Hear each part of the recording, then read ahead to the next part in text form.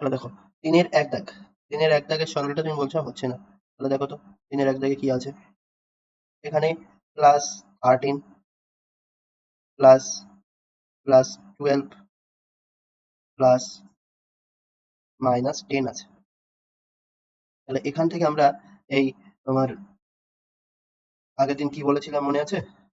কি বলেছিলাম, প্রথমে ব্র্যাকেটটা তুলে দিয়ে শুধু যেটা সংখ্যাটা চিহ্নটা লিখে দেবো, তারপর এই যে প্লাস আর এই প্লাস গুণ করলে প্লাস প্লাসে একই চিহ্ন থাকলে সেটা হবে প্লাস, তো প্লাস প্লাসে প্লাস লিখে দেবো। তারপর 12টা লিখে দেবো। এবার বিপরীত চিহ্ন দেখতে পাচ্ছি, একটা প্লাস একটা মাইনাস, প্লাস মাইনাসে মাইনাস, 10টা 10 লিখে দেবো। এবার আমরা প্রথম দুটো নিয়ে কাজ করব, প্রথম আমরা এই দুটো করলে কত হয় দেখে নেবো। তাহলে দুটোই যেহেতু একই চিহ্ন, একই চিহ্ন থাকলে সবসময় তাদের মধ্যে যোগ করতে হবে আর তাদের চিহ্নটা বসাতে হবে। -10 লিখে দিলাম। এবার দেখো একটা যোগ একটা বিয়োগ, সবসময় বড়টা থেকে ছোটটা বিয়োগ করব, আর বড় সংখ্যার আগে যে চিহ্ন আছে সেই চিহ্নটা বসাবো।